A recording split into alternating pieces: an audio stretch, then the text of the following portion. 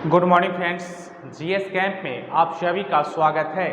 आज हम लोग एक ऐसे स्वतंत्रता सेनानी के बारे में पढ़ेंगे जिसका मृत्यु हवाई दुर्घटना से हुआ था, लेकिन मृत्यु की आज भी पुष्टि नहीं हो पाया है। हम लोग उनका नाम है सुभाष चंद्र बोस। उनका जन्म जो है 1897 ईस्वी में 23 जनवरी 1897 ईस्वी में उड़ीसा में एक जगह है कटक, जहाँ पे इनका जन्म हुआ था और इनकी मृत्यु जो है 18 अगस्त 1945 ईस्वी में हवाई दुर्घटना में हो जाती है। और इनके हाल ही में चर्चा का विषय इसलिए बना हुआ है कि इनका 18 अगस्त को जो है पुण्यतिथि मनाया गया है और 23 जनवरी को भारत सरकार के द्वारा पराक्रम दिवस मनाने की घोषणा 2021 में किया गया और 2021 से ही पराक्रम दिवस मनाया जाता है। हम लोग देखते हैं कि इनका जो है ये 48 वर्ष के थे जब हवाई दुर्घटना हुआ था। इनकी उम्र जो है 48 वर्ष था और 18 अगस्त को इनका हाल ही में पुण्यतिथि मनाया गया है। इनके पिता का नाम जानकीनाथ बोस था और माता का नाम प्रभावती देवी। और ये जो है अपने 7 भाई और 6 बहन में 9वें स्थान पर थे। और इनका जो शिक्षा कोलकाता विश्वविद्यालय में हुआ और वहाँ पे उग्र राष्ट्रवादी के कारण सुभाष चंद्र बोस को निष्कासित कर दिया जाता है और निष्कासित होने के बाद ये कैम्ब्रिज विश्वविद्यालय चले जाते हैं, जहाँ पे इंजीनियरिंग की पढ़ाई पूरी करते हैं। और वहाँ पूरी करने के बाद ये 1919 ईस्वी में लंदन चले जाते हैं और आईसीएस की परीक्षा की तैयारी करने लगते हैं। और आईसीएस के परीक्षा जैसे हम लोग का भी यूपीएससी होता है, आईएएस आईपीएस होता है, ठीक उस समय जो है ब्रिटिश गवर्नमेंट के द्वारा आईसीएस की परीक्षा लिया जाता था। और ये परीक्षा जो है सुभाष चंद्र बोस 1920 में पास कर जाते हैं और इन्हें चुन लिया जाता है और 1921 में ही ये वहाँ से त्याग पत्र दे देते हैं और अपने इंडिया भारत वापस आ जाते हैं। और आने के बाद 1923 ईस्वी में अखिल भारतीय युवा कांग्रेस के अध्यक्ष चुन लिए जाते हैं और बंगाल में कांग्रेस के सचिव भी चुन लिए जाते हैं। और सुभाष चंद्र बोस के हम लोग अगर देखते हैं तो इनका आध्यात्मिक गुरु कौन था, राजनीतिक गुरु कौन था। अक्सर एग्जामों में क्वेश्चन इससे बनता ही है दोस्तों। आध्यात्मिक गुरु अगर देखिएगा तो स्वामी विवेकानंद का नाम आता है, उनके विचारों से ये काफ़ी प्रभावित थे। और राजनीतिक गुरु में आते हैं चित्तरंजन दास। तो ये तो इनका जीवन परिचय हो गया, शिक्षा हो गया और भारत के आंदोलन में क्या योगदान देते हैं हम लोग आगे देखते हैं। सुभाष चंद्र बोस के बारे में देखा कि उनका जीवन परिचय।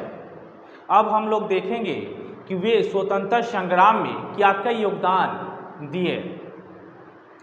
1925 ईस्वी में उनका राष्ट्रवादी गतिविधि जो है काफ़ी तेज हो चुका था, तो अंग्रेजों को लगा डर और डर लगने के कारण उन्हें जो है जेल में भेज दिया जाता है और मांडले जेल में भेज दिया जाता है, जहाँ पे उन्हें तपेदिक नामक बीमारी हो जाता है। बाद में उन्हें छोड़ दिया जाता है। उसके बाद हम लोग देखते हैं कि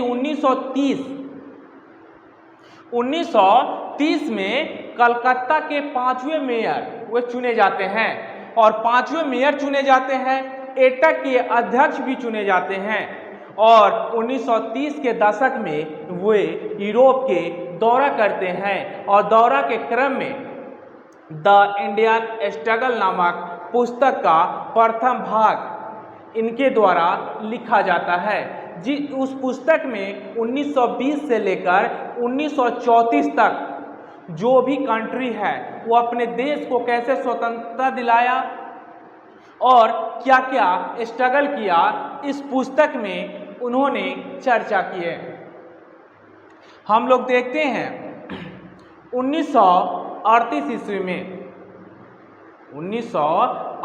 ईस्वी में भारतीय राष्ट्रीय कांग्रेस के वे अध्यक्ष चुने जाते हैं और 1938 ईस्वी में ही योजना आयोग का गठन किया जाता है और ये जो है हरिपुरा अधिवेशन में, हरिपुरा गुजरात राज्य में पड़ता है। 1939 ईस्वी में दोबारा वे भारतीय राष्ट्रीय कांग्रेस के अध्यक्ष बनते हैं और इनके विपक्ष में पटाभी सीतारमैया खड़ा हुए थे जो हार गए और हारने के बाद जो है महात्मा गांधी जी के द्वारा एक कथन कहा गया, ये पटाभी सीतारमैया की हार नहीं है, ये मेरी हार है। उसके बाद जो है ये जो 1939 में जो हुआ था त्रिपुरी जबलपुर यानी कि एमपी में, और उसके बाद जो है सुभाष चंद्र बोस भारतीय राष्ट्रीय कांग्रेस से त्याग पद दे देते हैं और त्याग पद देने के बाद जो है डॉक्टर राजेंद्र प्रसाद को अध्यक्ष चुन लिया जाता है। और भारतीय राष्ट्रीय कांग्रेस से जब त्याग पद देते हैं तो भारतीय राष्ट्रीय कांग्रेस के अंदर ही वे 1939 में फॉरवर्ड ब्लॉक की स्थापना करते हैं और यहाँ तक तो इनका ये क्रम रहा। हम लोग आगे देखते हैं कि उन्होंने मोतीलाल नेहरू रिपोर्ट जो 1928 ईस्वी में आया था, जिसमें डोमिनियन का चर्चा किया गया था, उसका जो है ये सुभाष चंद्र बोस के द्वारा विरोध किया जाता है। 1930 में नमक सत्याग्रह में वे भाग लेते हैं, जो नमक सत्याग्रह महात्मा गांधी के द्वारा चलाया गया था। और 1931 में गांधी इरविन समझौता और सविनय अवज्ञा आंदोलन के निलंबन का ये कड़ा विरोध करते हैं। बोस जो है उसके बाद अफगानिस्तान पेशावर के रास्ते बर्लिन भागने में सफल होते हैं और बर्लिन पहुंचने के बाद उन्होंने 1941 ईस्वी में बर्लिन जब पहुंचते हैं तो 1941 ईस्वी में स्वतंत्र भारत केंद्र की स्थापना करते हैं और स्वतंत्र भारत केंद्र की जब स्थापना होता है तो इनको सेना की आवश्यकता पड़ी। उस समय उत्तरी अफ्रीका में जो भारतीय सैनिक जेल में बंद थे उनको लगभग 10 से 15 हजार के बीच में थे, उनको वो छुड़ाते हैं और उनको सेना में भर्ती किया जाता है, जिसे 1942 में फ्री इंडिया लीजन नाम दिया जाता है। हम लोग एक नेक्स्ट पॉइंट देखते हैं दोस्तों कि आज़ाद हिंद फौज किसके दिमाग की उपज था। तो ये जो दिमाग की उपज था कैप्टन मोहन सिंह का। ये सफल नहीं हो पाते हैं, लेकिन सफलता जो है रास बिहारी बोस को आज़ाद हिंद फौज का सफल माना जाता है। लेकिन हम लोग देखते हैं कि आज़ाद हिंद फौज जो है इसमें दो नाम आता है। एक नाम आता है इविची फुजीवारा का और दूसरा नाम आता है कैप्टन मोहन सिंह का।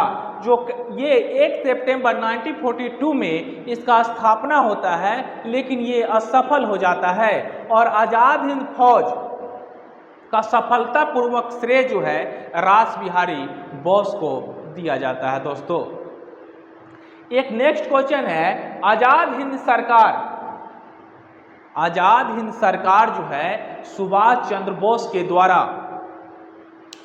21 अक्टूबर 1943 ईस्वी में इसका स्थापना करते हैं, जिसमें गांधी ब्रिगेड, नेहरू ब्रिगेड और झांसी की रानी रेजिमेंट ये 3 भागों में बटा हुआ था। और झांसी की रानी रेजिमेंट में महिलाओं के लिए नेहरू ब्रिगेड और गांधी ब्रिगेड था। ये 3 भागों में बटा हुआ था। और यहाँ के बाद जो है, और यहीं से सिंगापुर से दिल्ली चलो का नारा देते हैं सुभाष चंद्र बोस।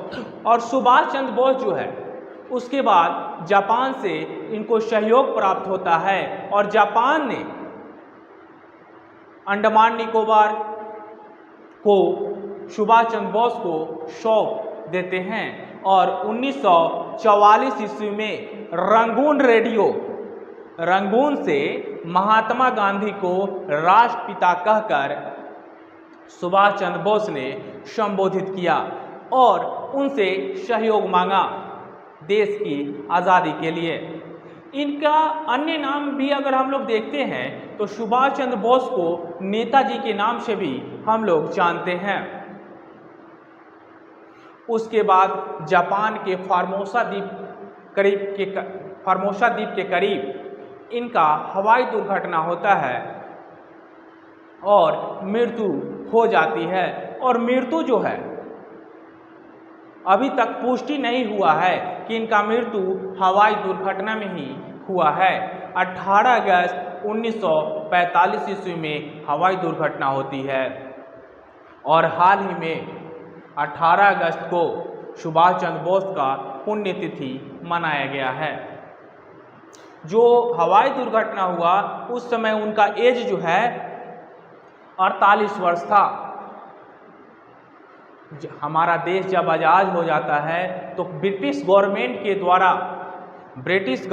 द्वारा 1945 के करीब में, देश आज़ादी से पहले 1945 में कुछ आज़ाद हिंद सरकार के कुछ नेता थे जिनको लाल किला में मुकदमा चलता है। बाद में वायसराय जो है उस सज़ा को माफ़ कर देते हैं, लेकिन इनका जो पैरवी जो है भूला भाई देसाई, पंडित जवाहरलाल नेहरू, ये कुछ ऐसे नेता थे जो इनका पैरवी कर रहे थे।